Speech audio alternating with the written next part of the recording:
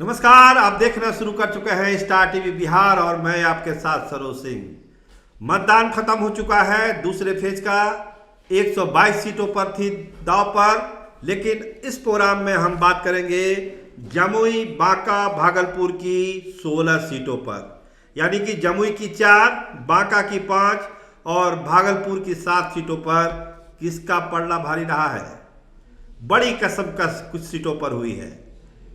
कौन जीतेगा कौन हारेगा कहना बड़ा मुश्किल है। कहते हैं कि फोटो फिनिश वाला जो चुनाव वो इन तीनों जिले के कई सीटों पर हुआ है। कुछ सीटों पर तो स्थिति साफ है, वहां पर केवल ये पता करना है कि हार का या जीत का अंतर कितना होगा।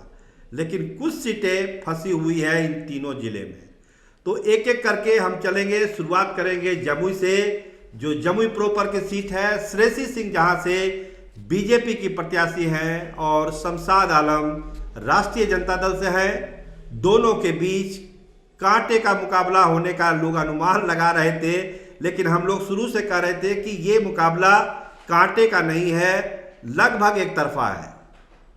हाँ, ये जरूर है कि शमशाद आलम ने रिगेन किया, उनके पक्ष में बहुत सारे वोट गोलबंद हुए, तो एक जीत का अंतर जो है वो श्रेयसी सिंह का कम हो सकता है। लेकिन हार जीत के नतीजों पर कोई अंतर जमुई में पड़ता हुआ ना दिख रहा है। जमुई में श्रेयसी सिंह चुनाव जीत रही है।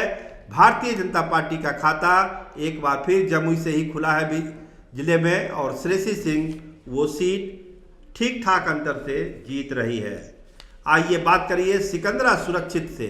कहते हैं कि 2 की लड़ाई में तीसरा फायदा उठा ही लेता है, तो यही हुआ सिकंदरा में।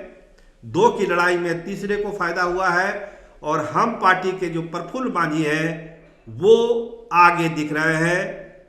कांग्रेस के विनोद चौधरी और आरजेडी से जो उदय नारायण चौधरी के बीच वोटों का बंटवारा हुआ। अंतिम समय तक कंफ्यूजन था कि महागठबंधन का असली प्रत्याशी कौन है, तो नुकसान हुआ। सुभाष पासवान को भी ठीक ठाक सीट मिली है, लेकिन लगता है कि फायदा जो है उठा के ले चले गए प्रफुल्ल मांझी। तो प्रफुल्ल मांझी को वहाँ एक बढ़त है। देखिए, हम जो भी सीट के बारे में बोल रहे हैं वो बढ़त बोल रहे हैं। कुछ सीटों पर क्लियर है, निश्चित तौर पर वहाँ पे कोई अंतर नहीं पड़ेगा, लेकिन बढ़त में फेरबदल की गुंजाइश होती है। जब 14 को नतीजे आएंगे तब पता चलेगा, लेकिन सिकंदरा में प्रफुल्ल मांझी को बढ़त है। आइए बात करिए जमुई से सटे झाझा सीट की, जहां पर एकदम फोटो फिनिश की लड़ाई जयप्रकाश यादव राष्ट्रीय जनता दल और जेडीयू के दामोदर रावत के बीच।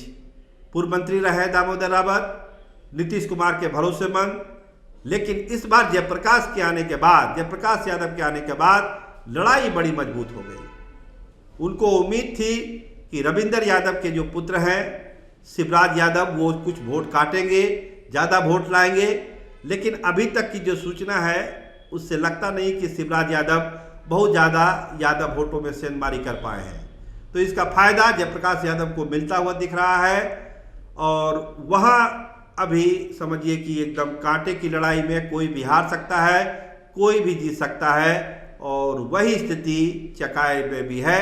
हालांकि चकाई के बारे में कहा जा रहा है कि जो मंत्री सुमित सिंह हैं उन्होंने रिगेन किया है, लेकिन कितना रिगेन कर पाए हो। पचकोनिया वोट, महिलाओं का वोट कितना ज़्यादा से ज़्यादा वो ले पाए हैं, इस पर निर्भर करता है। पिछले बार निर्दलीय जीते थे, लेकिन इस बार जनता दल यूनाइटेड के टिकट पर नीतीश कुमार का सिंबल तीर, चेहरा नीतीश कुमार का, सुमित कुमार का अपना काम, इन तमाम चीज़ों को लेकर एक प्रभाव तो है, लेकिन चुनौती भी उतनी ही मजबूत है। सावित्री देवी राष्ट्रीय जनता दल, इसके अलावा चंदन सिंह, संजय प्रसाद, इन लोगों ने भी नुकसान पहुंचाया है सुमित कुमार को, और इसीलिए बहुत ही टाइट मुकाबला सावित्री देवी और सुमित कुमार के बीच है। जिस तरह की लड़ाई झाझा में है, कहिए सेम उसी तरह का क्लोज फिनिश का मुकाबला चकाई में भी है।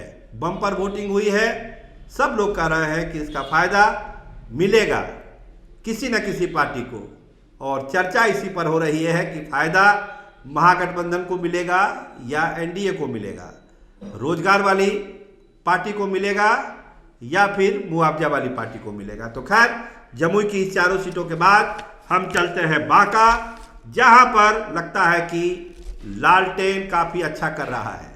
देखिए, पहले चरण में जो हमने कहा था कि लालटेन ने काफी मजबूत उपस्थिति अपनी जताई है, तो बांका से जो खबरें आ रही है वो यही है कि बांका में कटोरिया सीट आरजेडी की स्वीटी दिया जो है वो आगे चल रही हैं। धोरैया में त्रिभुवन प्रसाद राष्ट्रीय जनता दल के आगे चल रहे हैं।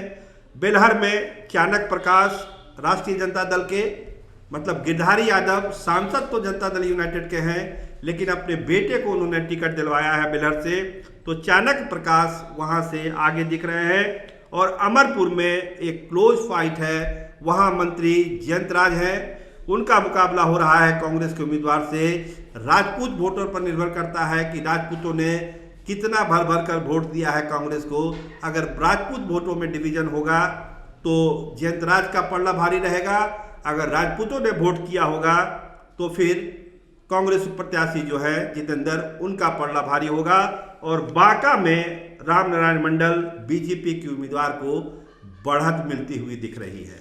तो ये है बांका का हाल। बात कर लेते हैं भागलपुर की। भागलपुर की 7 सीटों पर क्या हुआ?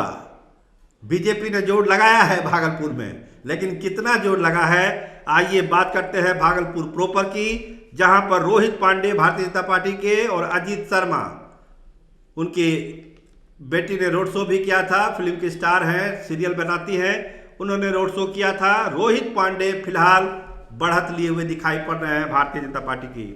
कहलगांव से शुभानंद मुकेश जनता दल यूनाइटेड की बढ़त बताई जा रही है। पीरपैंती से मुरारी पासवान भारतीय जनता पार्टी, बीपुर से इंजीनियर शैलेश भारतीय जनता पार्टी और गोपालपुर से बूलू मंडल जनता दल यूनाइटेड। यानी कहिए तो एनडीए का पलड़ा भागलपुर जिले में भारी लग रहा है। सुल्तानगंज से लक्ष्मीकांत मंडल जनता दल यूनाइटेड के और नाथनगर से जेड हसन आरजेडी का पलड़ा भारी है। यानी 7 सीटों पर 5 सीटों पर एनडीए को बढ़त है, 2 सीटों पर महागठबंधन को बढ़त है भागलपुर में। यानी भागलपुर में एनडीए अच्छा कर रही है, 2 सीट ही महागठबंधन के खाते में, लेकिन बांका और जमुई जहां से ज्यादा उम्मीद थी वहां से एनडीए को निराशा हाथ लगी है और वहां पर महागठबंधन का पलड़ा भारी दिख रहा है। आप देखते रहिए स्टार टीवी बिहार। आपका बहुत धन्यवाद, आपका बहुत बहुत शुक्रिया।